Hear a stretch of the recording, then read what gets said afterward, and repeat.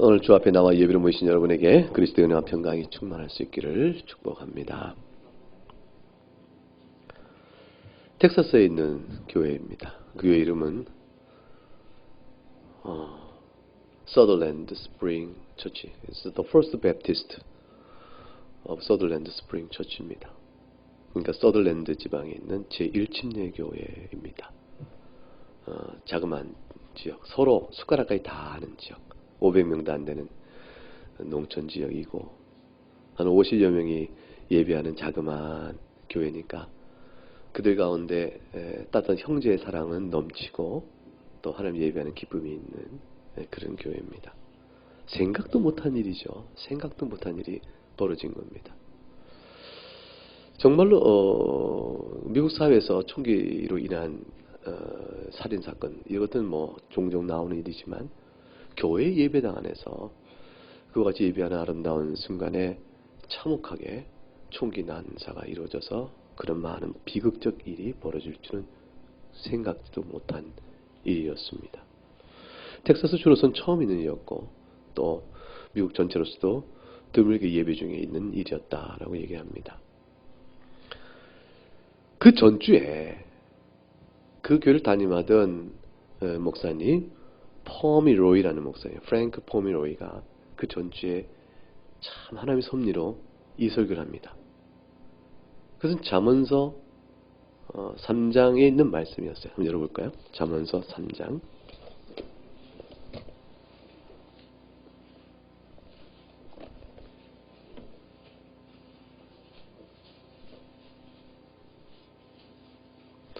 잠언서 3장 5절과 6절 말씀 같이 읽어보겠습니다. 너는 마음을 다하여 여호와를 신뢰하고 내 명철을 의지하지 말라. 너는 범사의 그를 인정하라. 그리하면 내 길을 지도하시리라. 그 참혹한 사건이 있기 한 주 전에 이 포미로이 목사는 이 본문을 가지고 설교를 합니다. 그 설교의 제목은 이겁니다. 여러분은 훈련을 많이 받으러 갈 것이 아니고 그보다 중요한 것은 여러분이 훈련도 이룰 것이 없습니다. 여러분의 정말 중요한 것은 예수 그리스도를 신뢰하는 것입니다.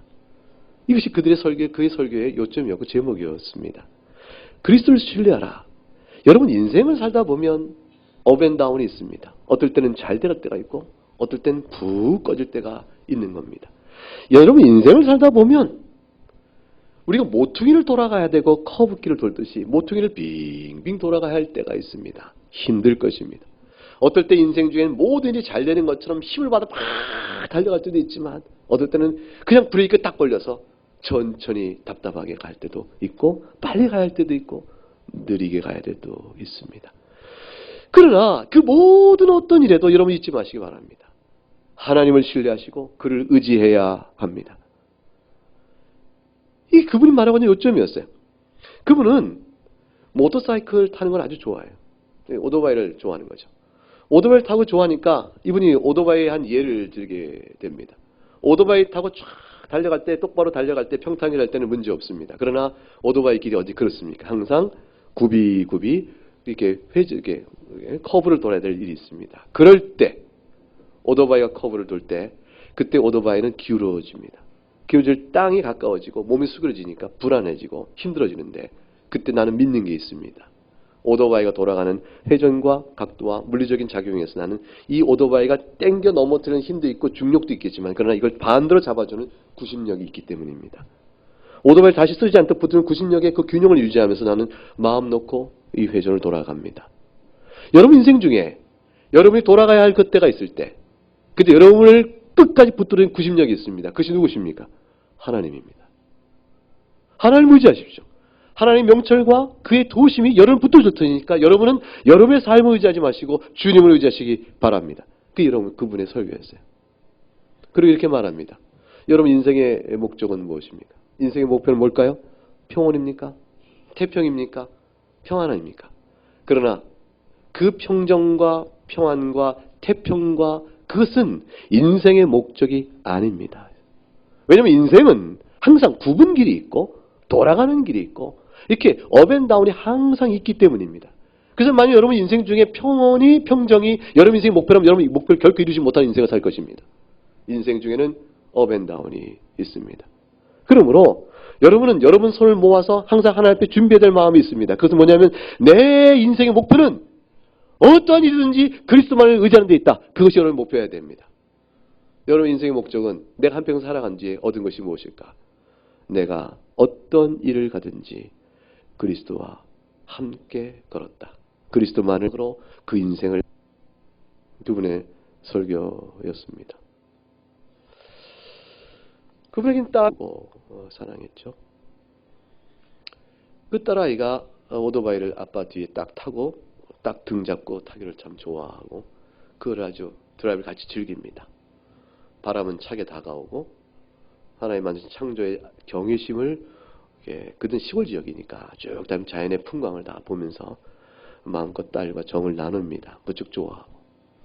근데 딸아이가 이렇게 오토바이가 쭉 이렇게 기울여져 이렇게 회전을 쭉 돌아갈 때 되면 바짝 긴장해서 이렇게 아빠 등을 딱 매달리게 되어졌죠. 익숙해지니까 절대로 두려워하지 않고 그대로 아빠 등에 붙어서 안전하게 이렇게 오토바이를 타고 쭉 돌아간다고 말합니다. 그래서 말하기를 그때 그 딸아이가 자기 명철을 의지하지 않고 저를 믿는 거죠. 그 얘기를 합니다. 그 아이가 자기 판단을 했다면 오토바이를 운전해가는 아빠의 능숙한 운전 솜씨와 오토바이의 이 물리적 작용을 잘 아는 아빠의 솜씨를 믿지 않았다면 그 아이는 몸을 틀었을 것이고 그러면 오토바이는 회전해입니다. 여러분의 명철을 의지하지 마시고 아무리 내 생각이 이건 도저히 말이 안 돼. 이런 일이 왜 있어? 이건 도저히 있을 수 없는 일이죠. 왜냐하면 하나님의 여러분이 생각할 수 없는 것 가운데서 부르시고 여러분을 붙드시기 때문입니다. 그런데 아나벨이라는 그 딸이 그 죽음 현장의 비극 주인공의 하나가 됩니다. 인생길은 모터사이클이 돌아가는 회전과 같다. 오토바이 타고 다니면 계속 굽이굽이 돌아갈 때가 많이 있다. 그러니 그러한 모든 굽이굽이 속에서 인생에 낙담치 말고 여러분의 판단과 감정에 치우치지 말며 오직 말씀에 의지해서 주를 바라보시라. 그것이 인생의 목적이라고 말씀했던 그 전주에 설교에 있은 후에 그 다음 주에 예배로 다시 모이는 그 자리에 그 참혹한 비극이 벌어졌는데 목사님과 사모님은 그 자리에 있지 않으셨어요. 오클라호마주에 설교 초청을 받으셨고 다른 교회를 가서 부재 중이었습니다. 그 중에 그 끔찍한 사고가 있었고 50명 되는 그 친한 친구요. 말할 수 없는 영적 보시오. 그 자식까지 포함해서 26명이 그 자리에서 죽습니다. 절반 넘게 죽습니다. 이 설교를 듣고 나서 그 다음 주에 당한 이 비극을 당한 그 교회 교인들 또 그 동네 마을 사람들은 어떤 반응을 보일까요? 도대체 말이 되냐? 이런 일이 우리 가운데 있다는 게 말이 되는가? 하나님을 어떻게 예배할 수 있겠는가? 신자에게 예배 중에 주는 그 은혜는 고사하고 이런 참혹하고 참담한 비참한 일도 우리에게 이 비극을 주는 하나님을 믿을 수 있겠는가라고 뛰쳐나갈 수 있을까? 충분히 그럴 수도 있겠죠. 그런 사람도 있을 수 있습니다. 도대체 이 비극을 당한 그 자리에 없었던 목사의 마음이 어떻을까? 그리고 놀란 소식에 돌아와 현장을 다 보면서 얼마나 그 마음이 찢었을까? 그리고 7날이 지나서 다시 주일이 찾아오고 예배로 다시 드려야 할 때에 그는 무슨 설교를 할 수 있을까? 그 회중 앞에서. 이게 참 궁금한 거죠. 무슨 설교를 할 수 있을까? 비극을 당하기 이전에 하나님을 의지하시고 여러분 명철 의지하지 마세요라는 말을 하기 쉬운데 근데 그 어려운 그 비극을 직접 경험하는 실존 그 상황 속에 겪은 사람들 앞에서 무슨 말을 할 수 있을까? 그 다음날 교회는 다시 예배를 쓸 수 없죠. 이게 피 닦고 다 이거 해야 되니까. 그 아까 우리 사진 본 것처럼 하얀 팬티를 다 덮어버립니다. 그리고 그 죽었던 형제가 앉았던 자매가 앉았던 그 자리를 남겨놓고 그렇고 거기서 예배당을 쓰지 않고 야구장에 큰 천막을 쳤습니다. 천막을 치고 예배를 드립니다. 그런데 목사님께서 그 희생당한 가족과 생존자들을 가장 앞에 세 줄에 다 앉힙니다. 그리고 세 줄만 충분해요. 세 줄 이렇게 남아있는 생존자와 가족들을 앉히고 나머지 뒤에 방문한 사람들을 다 뒤에 앉혔습니다. 그리고 그가 택한 설교 본문은 오늘 우리가 봤던 창세기 3장 15절입니다. 그의 설교는 딱 하나였습니다. 사랑하는 여러분, 우리가 이 어떤 비극을 당했지만 이 비극은 우리를 결코 무너뜨리지 못합니다. 우리가 이 비극을 당했지만 우리는 하나님을 찬양하며 예배하는 일을 결코 멈추지 않습니다. 마귀는 우리를 공격해서 우리를 흔들 것입니다. 그 지난주에 바로 전날인 토요일이 그 예비군 날이었어요. 미국의 베테랑 데이가 있는데 나라를 위해 싸워서 죽었던 사람들, 나라를 위해서 끝까지 살아남았던 생존 군사도 있고 그들의 나라를 위한 목숨을 건 그들의 노력을 그를 칭찬하며 우리가 기리는 그 날이처럼 오늘 우리는 한 싸움을 봅니다. 그 싸움 현장은 뭐냐? 하나님 나라를 위한 싸움이었습니다.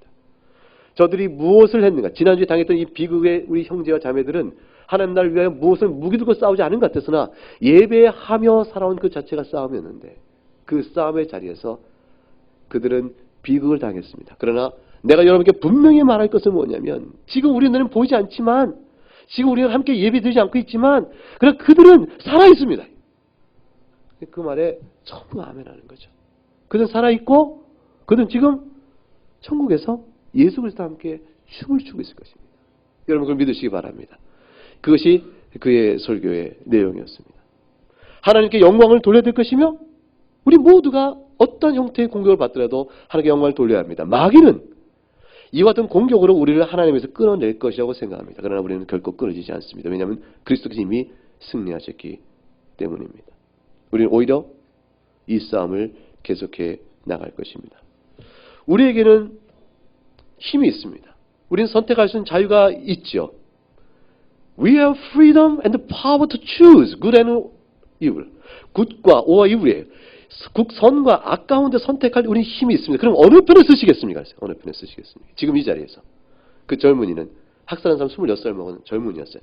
그는 악을 선택하여 우리에게 이와 같은 잔인한 일을 했지만 비극적인 일을 했지만 우리는 이 상황 속에서 결코 악을 선택하지 않습니다. 여러분 이 일을 핑계로 하여 이 자리를 떠나는 미련한 일이 있으면 안 되겠습니다. 이 일을 구실 삼아 더 악한 일을 하는 자가 되어서는 안 됩니다. 우리는 선을 선택한데 그것은 하나님께 영광을 돌리는 그 일의 계속입니다. 단순한 복음이었어요. 이렇게 설교하지 않았습니다. 하나님께서는 온 인생에 비극을 주고 이 많은 비극에도 불구하고 하나님은 여전히 선하십니다. 왜 하나님께서 왜 비극을 주셨을까요?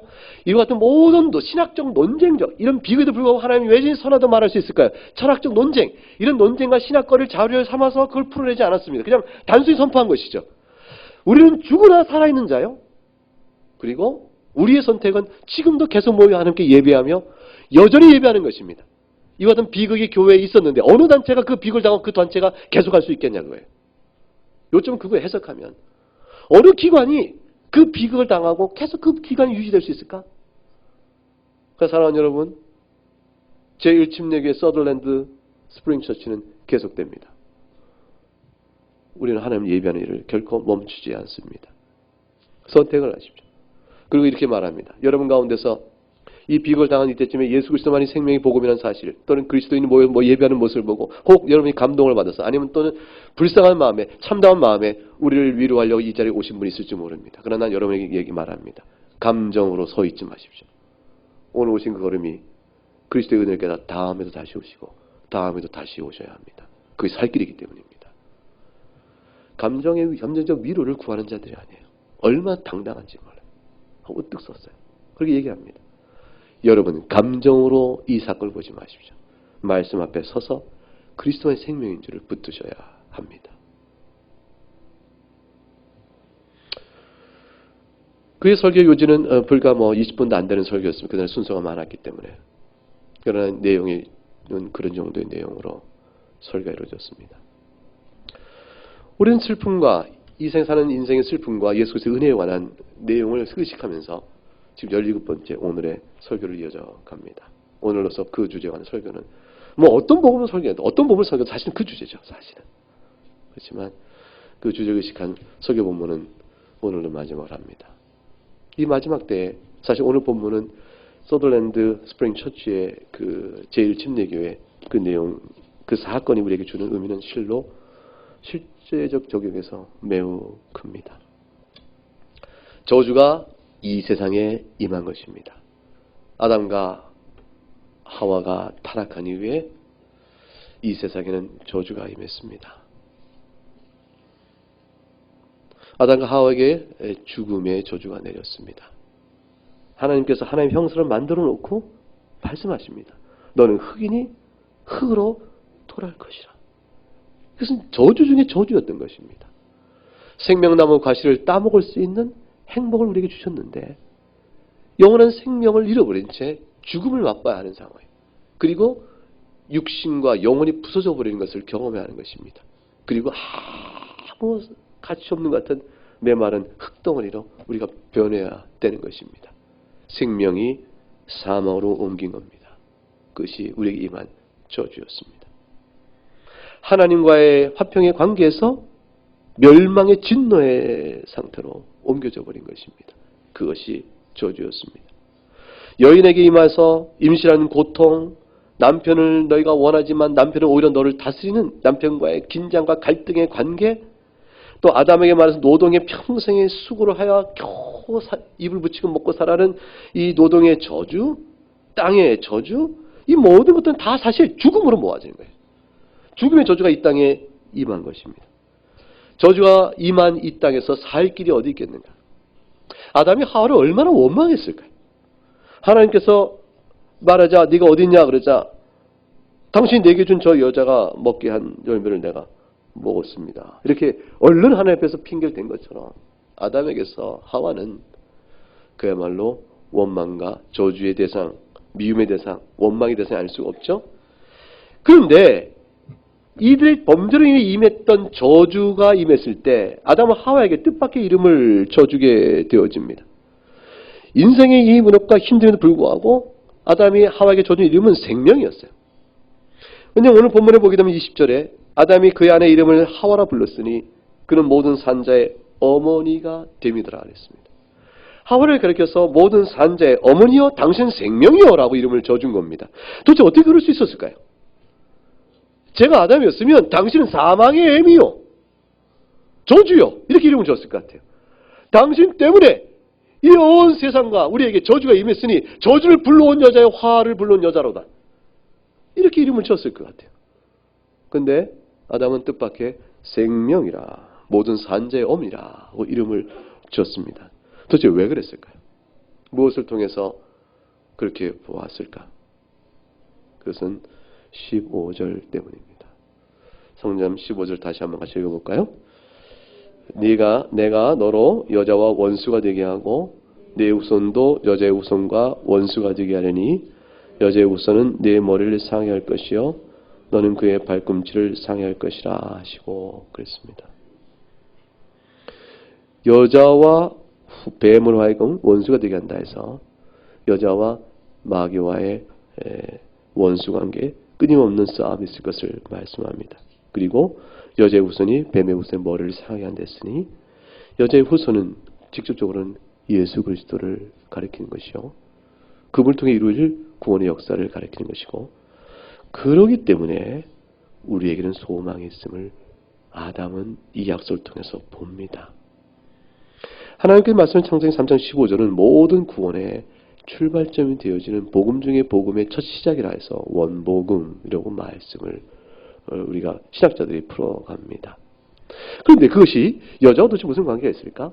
여기는 신비로움이 있죠. 아담이 깨닫는 계시는 훗날 여자의 후손이 와서 우리를 뱀의 머리를 짓밟아 이 모든 저주에서 우리를 풀어낼 것이야 라는 것에 그치지 않고 그의 사역적 측면에 그치는 것이 아니라 그 존재의 이해까지 넘어갑니다. 다시 말하면 우리에게 올 뱀의 머리를 짓밟아 버릴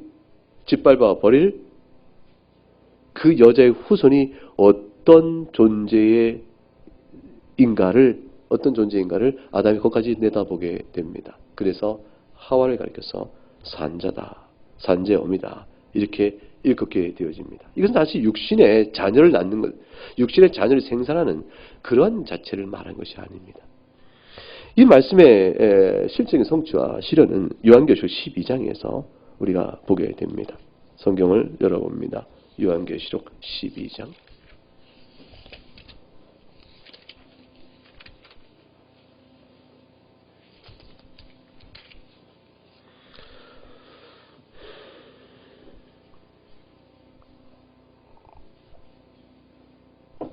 계시록 12장 1절부터 5절까지 말씀 보겠습니다. 하늘에 큰 이적이 보이니 해를 옷 입은 한 여자가 있는데 그 발에는 달이 있고 그 머리는 12별의 관을 썼더라. 이 여자가 누굴까요? 해를 옷 입고 발 아래 달이 있고 그 머리 12별의 관을 쓴 것은 계시록 1장 3장을 보게 되면 교회를 가리키는 것을 금방 알 수 있습니다. 교회가 있는데 이 여자가 아이를 배워 해산하게 됐다. 교회가 한 아이를 낳는다. 근데 아이를 배워 해산하는데 아파서 애를 쓰면 부르짖더라. 도대체 이 아이가 누굴까? 교회가 낳은 아이는 분명 사람이죠. 교회는 사람이기 때문입니다. 근데 하늘엔 또 다른 이적이 있더니 큰 붉은 용이 있다. 이게 마귀를 가리키죠. 일곱이요, 머리 일곱이요, 뿔이 열이라. 그 머리 일곱 왕관이 있었으니 권세를 가지고 있습니다. 일정한 권세를 가지고 하늘의 별 3분의 1을 끌어다가 땅에 던지니 영적 권세도 대단합니다. 근데 이 용이 대적을 합니다. 그 대적은 대상은 여자 앞에서, 해산하는 여자 앞에서 해산하면 그 아이를 삼키려고 하는 것입니다. 이 아이의 존재는 누구일까? 그것은 5절에 그 설명이 나옵니다. 같이 읽어보죠. 여자가 아들을 낳으니 이는 장차 철장으로 만국을 다스릴 남자라. 그 아이를 하나님 앞과 그 보좌 앞으로 올려가더라. 그 아들은 아주 특별한 아이였습니다. 이 아이는 아들이었는데 장차 철장으로 만국을 다스릴 남자라 했습니다. 장차 철장으로 만국을 다스릴 이 권세는 왕적 권세요. 만국을 다스리는 이 권세는 마귀의 용의 권세를 깨버릴 수 있는 권세입니다. 이것은 바로 시편 2편의 말씀을 끌어와 지금 이 아이의 출생과 존재와 그의 사역을 설명하고 있는 것이 시편 2편을 보겠습니다. 열어보시죠.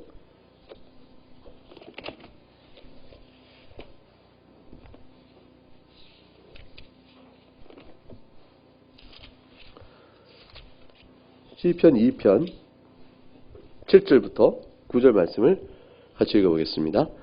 내가 여호와의 명령을 전하노라. 여호와께서 내게 이르시되 너는 내 아들이라. 오늘 내가 너를 낳았도다. 내게 구하라. 내가 이방 나라를 내 유업으로 주리니 내 소유가 땅끝까지 이르리로다. 네가 철장으로 그들을 깨뜨리며 질그까지 부수리라 하시도다. 하나님께서 내가 아들을, 너는 내 아들, 내가 오늘 너를 낳았도다 라고 말씀하시며 나는 그 아들에게 특별한 권세가 있음을 말씀합니다. 그래서 뭐냐면 모든 나라를 유업으로 가질 자요. 19절에 철장으로 모든 이방 나라를 깨뜨릴 자라 했어요.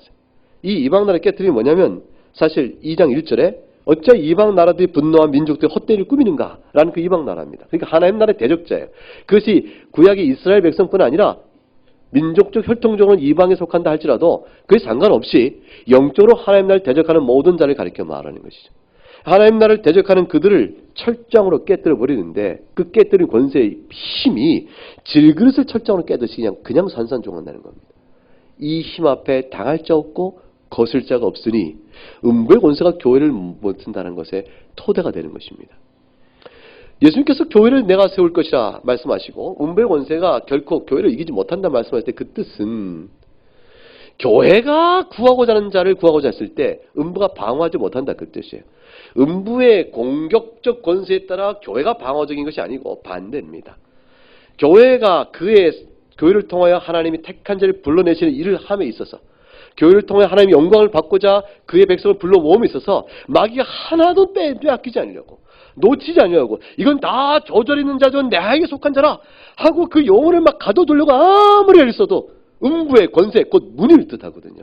권세의 문자적 의미는 문이니까 음부가 성문을 닫아놓은 그 문도 철장으로 그냥 깨버리면 산산조각 나버리는 것이 이 철장으로 지휘까지 깬다는 말은 공격해오는 마귀의 권세를 깨는 것뿐 아니라 자기가 하나도 잃어버리지 않겠다고 이건 내 것이라 하고 우리 모두가 다 그렇게 된 거예요. 우리 모두를 다 마귀가 자기에 속한 존재라고 우리 붙들고 하나도 내놓지 않으려고 했던 것이죠.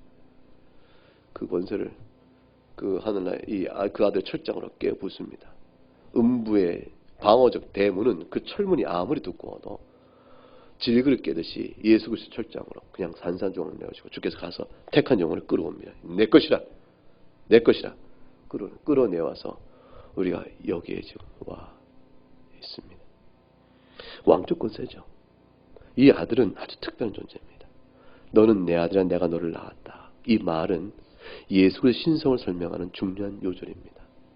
그러니까 교회 안에 나오는데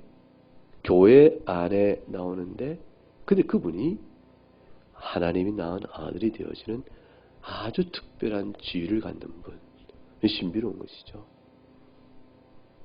신비로운 그 말씀을 전해줍니다. 그리고 나서 2장 4절에 하늘에 계신 이가 웃으시며 주께서 그들을 비웃을 것이라 이렇게 말씀합니다. 그때 분을 받아 진노하사 그들을 놀라게 이르시기를 내가 나의 왕을 내 거룩한 산 시온에 세웠다니 그리스도의 왕권을 이대로 설명해 줍니다. 10절부터 12절을 한번 읽어보실까요? 시작. 그런즉 군왕들아 너희는 지혜를 얻으며 세상의 재판관들아 너희는 교훈을 받을지어다. 여호와를 경외로 섬기고 떨며 즐거워할지어다. 그의 아들의 입 맞추라. 그렇지 아니하면 진노하심으로 너희가 길에서 망하리니 그의 진노가 급하심이니라. 그는 모든 사람은 다 복이 있도다. 그 철장으로 그릇을 부술 바로 그 아들의 존재는 교회를 통해서 나옵니다. 마태복음 22장을 가게 되면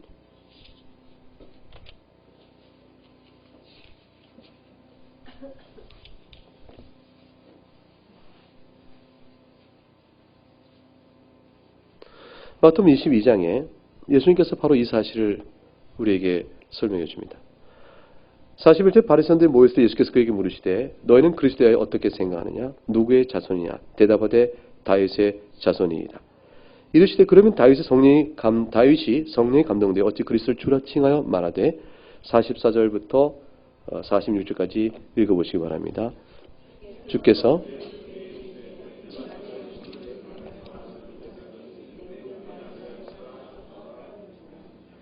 다윗이 그리스도를 주라 칭하였은즉 어째 그의 자손이 되겠느냐 하시니 한마디 능히 대답한 자가 없고 그날부터 감히 그에게 묻는 자도 없더라. 다윗이 그리스도를 주라 칭했다. 이 말의 의미는 다윗의 계통으로 오는 거니까 즉 여인 낳는 아들과 같은 것입니다. 교회 안에 다윗이라는 구약의 언약의 계통 안에서 구약 교회 안에서 다윗의 후손으로 오실 한 분이 있다. 그것은 교회가 낳는 어린 아들과 같은 것이죠. 근데 그를 가리켜서 어찌하여 주라 칭했느냐. 44절의 말씀은 시편 110편의 인용입니다.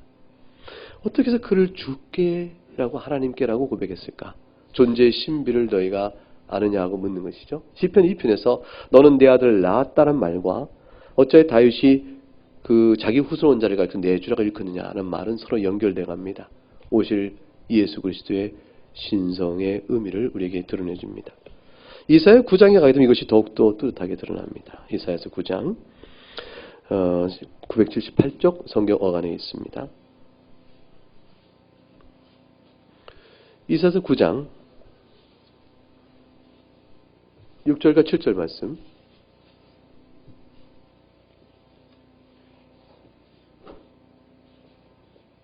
같이 읽어보겠습니다.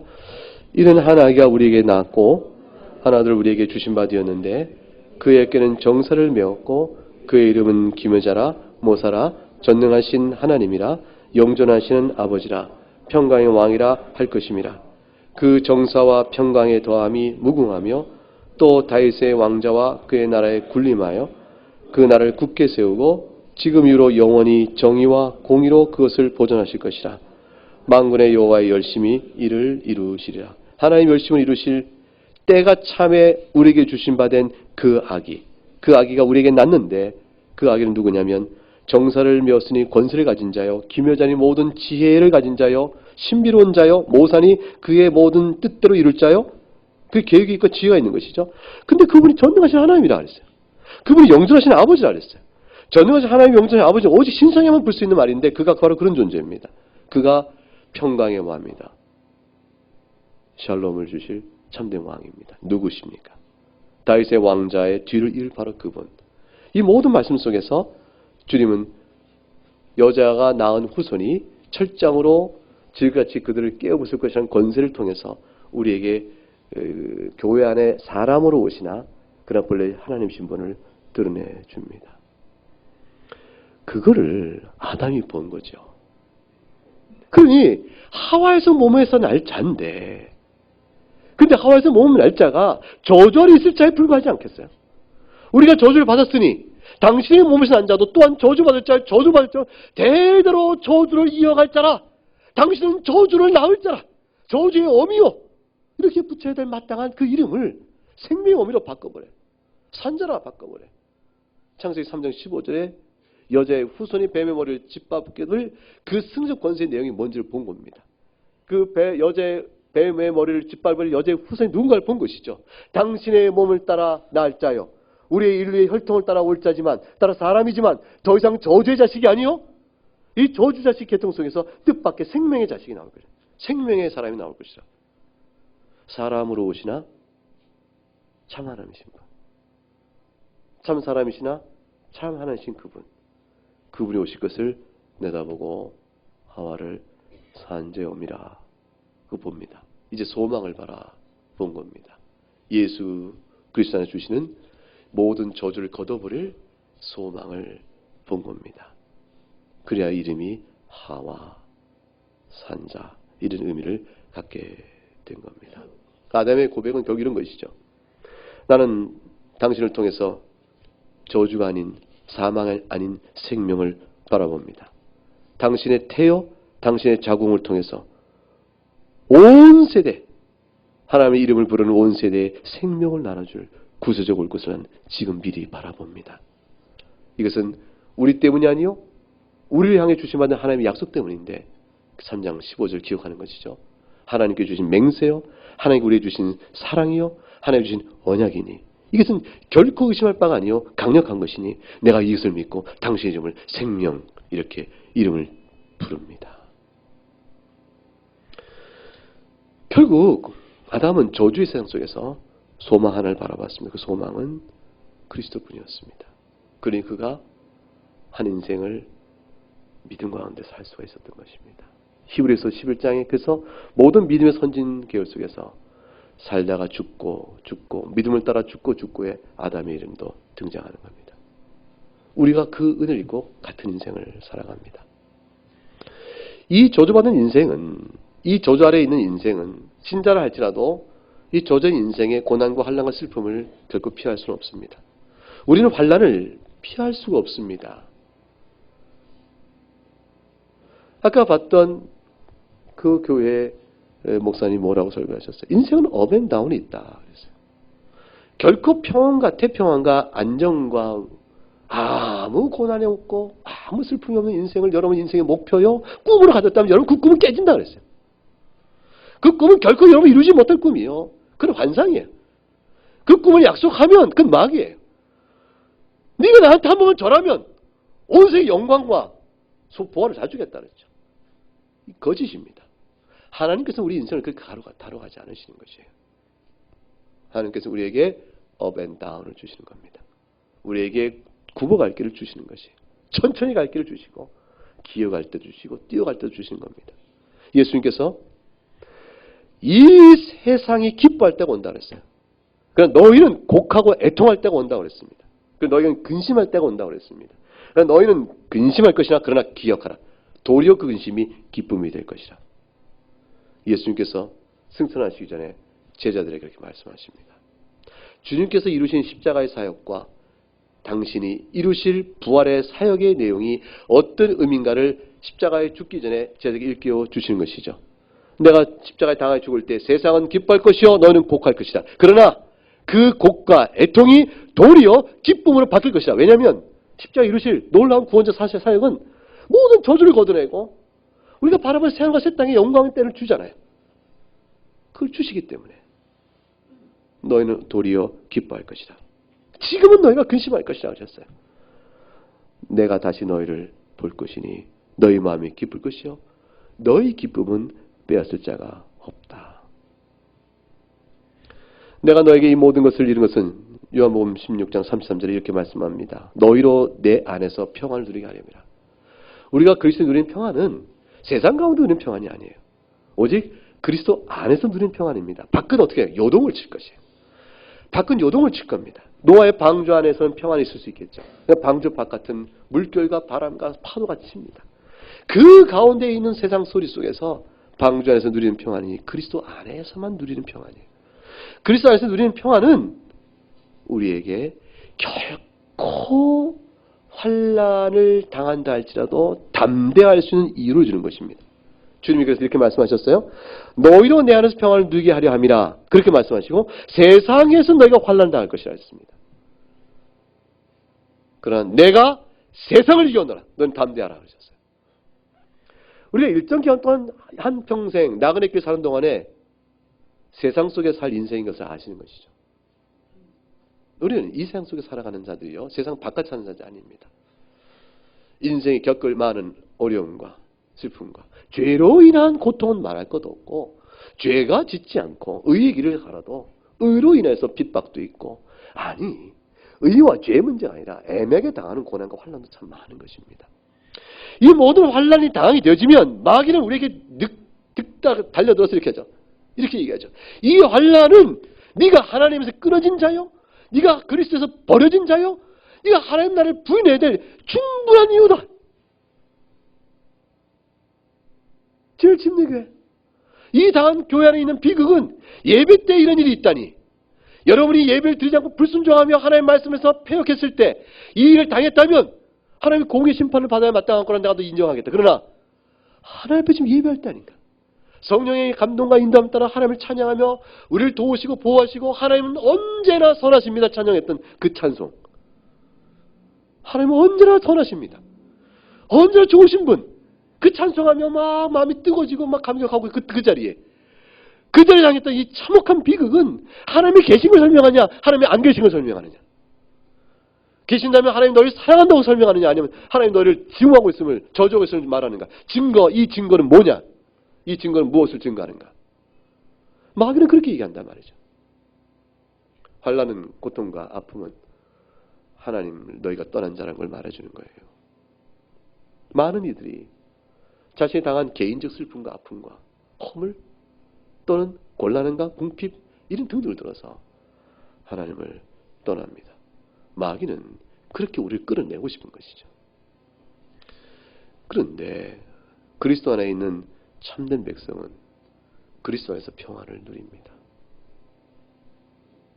그리스도 안에서 평안을 누립니다. 너희는 담대하라. 내가 세상을 이겨노라. 우리가 겪는 이 세상의 모든 슬픔과 아픔이 우리의 마지막이요 전부가 아닌 것을 알기 때문입니다. 하나님 나라에서 우리를 끌어내기 위해서 마귀는 그렇게 속삭이지만 그 싸움 속에서 우리는 이렇게 말을 해야 하는 것이죠. 아니라 그리스도께서 세상을 이겼으니 내가 그리스도 안에서 이미 이긴 자니라. 이 환난이 나를 넘어뜨리려 그럴 수 없느니라. 그래서 로마서 8장의 그 유명한 말씀이 우리에게 주어집니다. 사도 바울을 통해서 우리에게 주께 그렇게 격려하시죠. 그래서 이 일에 대해 우리가 무슨 말을 하겠느냐. 만약 하나님이 로마서 8장 31절 열어보십시다. 같이 읽어보십시다. 로마서 8장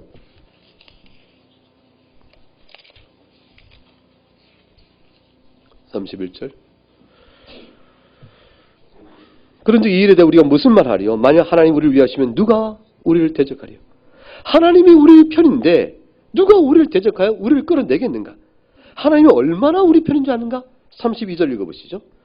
자기 아들을 아끼지 아니하시고 우리 모든 사람을 위하여 내주시니가 어찌 그와도 함께 모든 것을 우리에게 주시지 아니하겠느냐.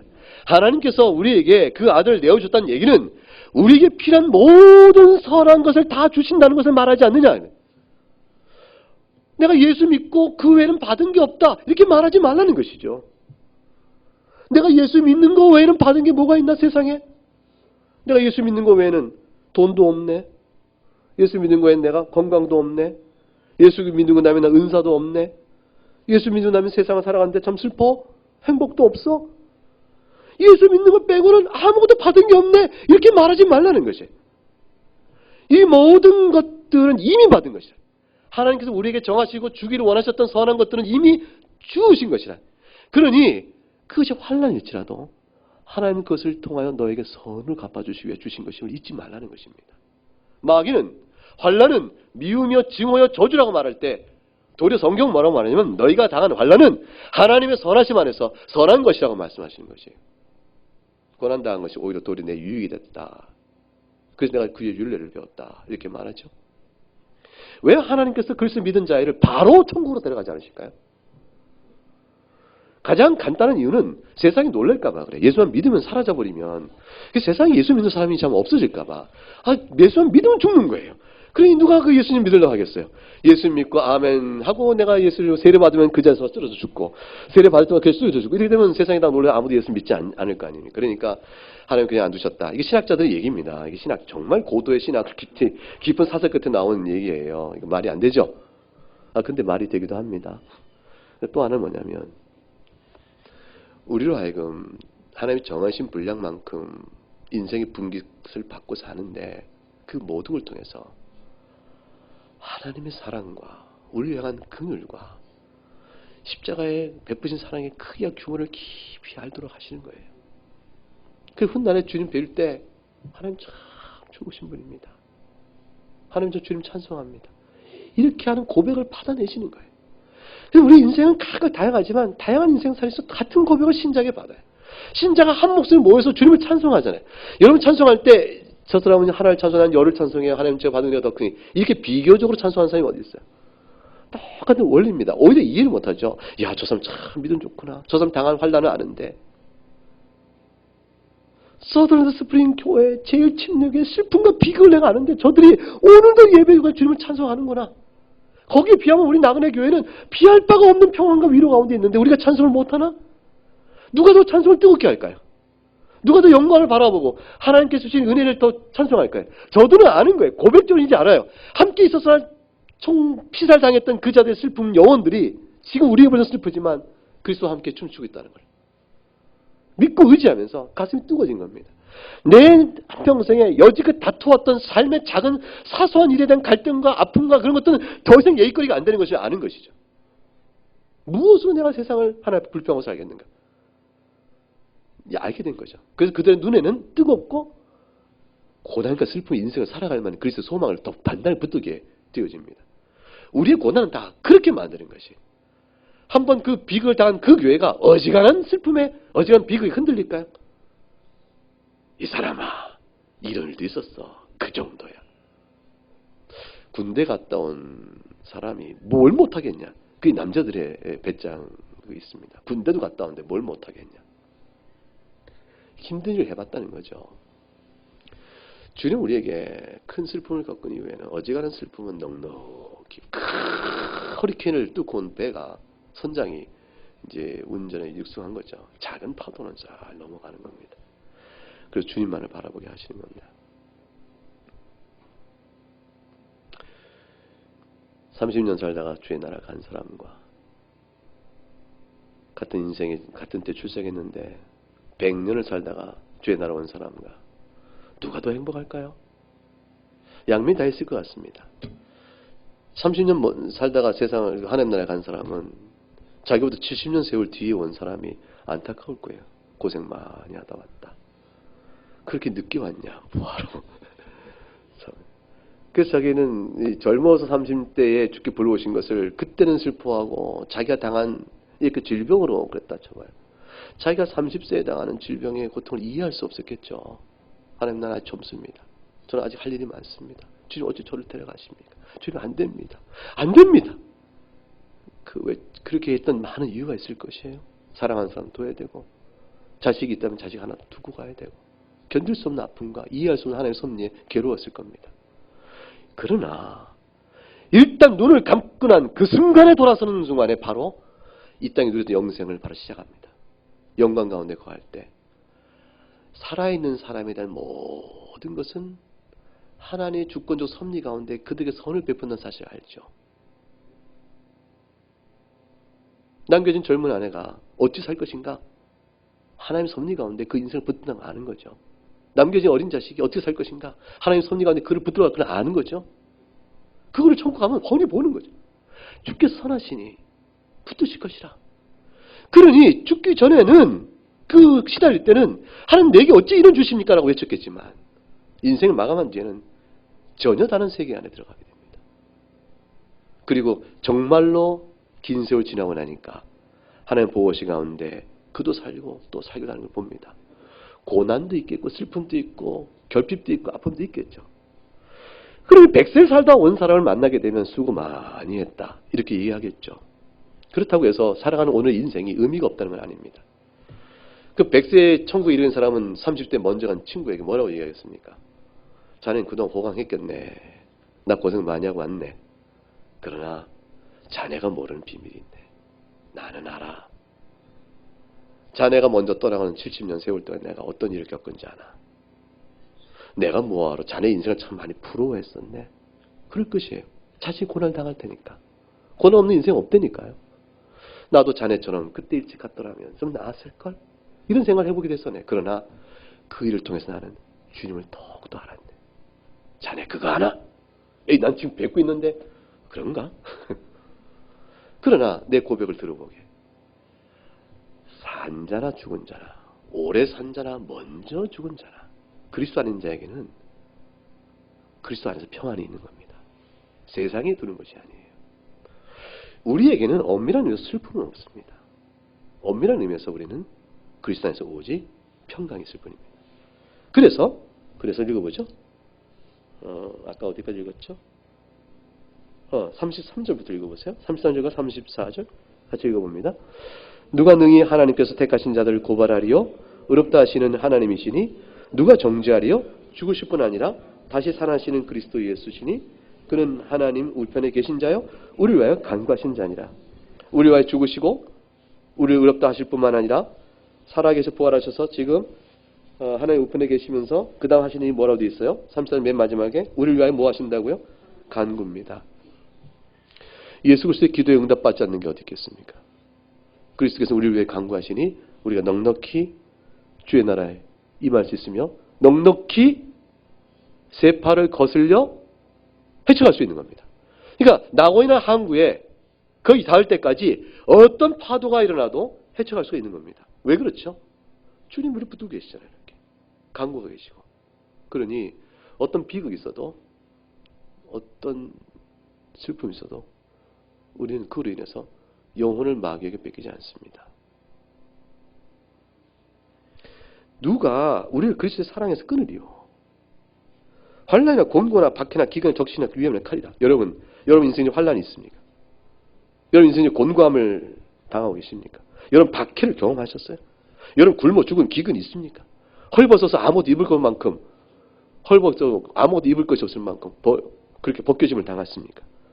위험이나 칼이 여러분의 생명을 위협한 적이 있습니까? 그 일이 있어도 뭐라고 말해요? 그리스도 사랑에서 우리가 끊어지지 않는다. 예를 들어 36절 읽어보십시다. 우리가 종일 주를 위하여 죽임을 당하게 되며 도살을 당하는 양같이 여김을 받는다 할지라도 세상에 우리가 주를 위하여 살면 살도 포동포동 찌고 양모도 다 좋고 이렇게 푸른 초장에 잘 누워서 지낼 수 있게끔 되어야 될 텐데 반대예요. 우리 주를 위하여 살았는데 종일 죽음이 왜 앞에 있고 도살 양같을 취급을 받는 자가 우리가 되었다. 이 일을 어찌하는가? 37절 같이 읽어봅니다. 그러나 이 모든 일에 우리를 사랑하시는 말미암아 우리가 넉넉히 이깁니다. 우리가 이긴다고 말합니다. 주님께서 말씀하셨죠. 너희가 세상에 환난을 당하나 담대하라. 내가 세상을 이겼노라. 그 말씀 때문에 그리스도 연합된 자는 그리스도 안에서 누리는 평안으로 인해서 넉넉히 이긴다고 말하는 겁니다. 낙심하지 마세요. 사망도 우리를 끊어지 못하고 생명, 천사들, 권세자들은 이때 천사 반대가 된다면 악한 영입니다. 현재나 장래일, 능력, 높은 기쁨. 다시 말하면 이 세상의 어떤 피조물, 역사 속에 있는 그 어떤 일도 그리스도 예수 안에 있는 하나님 사랑에서 우리 끊어낼 수 없습니다. 그것이 The First Baptist Church of Sutherland Spring 저 교회를 붙들어 온 믿음입니다. 여러분의 인생을 붙들어줄 믿음입니다. 우리 교회도 붙들어줄 믿음입니다. 모든 주의 이름을 부르는 교회는 그 교회가 어떤 교회는 성숙해 보이고 어떤 교회는 연약해 보이고 어떤 교회는 허물이 많고 어떤 교회는 건강해 보이기도 합니다.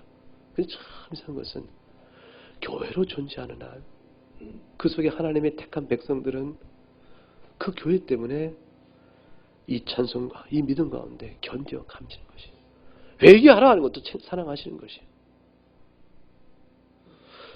생명 끊어내리라 하시는 것도 사랑하시는 것이에요. 그 중에 돌이키지 않는 자들은 끊어지겠지만 그러나 기회를 주시고 붙들어 주시는 겁니다. 하나님의 택함 받은 자들은 어떤 일도 하나님께서 끊어져 없습니다. 그만큼 우리를 든든히 붙드십니다. 이 은혜를 늘 생각하며 어떤 인생주에 당하는 슬픔과 아픔도 그리스도 예수 안에서 넉넉히 감당할 수 있다는 확신을 가지시고 생각을 돌이켜 자신이 당한 처지와 슬픔을 다시 바라보시기 바랍니다. 무너질 것 같은 낙심인데 절망인 것 같은데 속썩음인데 다시 주 안에서 바라보면 그래 그것도 건너가자. 그것도 지나가자. 넘어가자. 주 앞에서 이길 수 있는 겁니다. 이 말씀이 여러분 모두에게 위로와 적용이 될 수 있기를 바랍니다. 함께 찬송하겠습니다.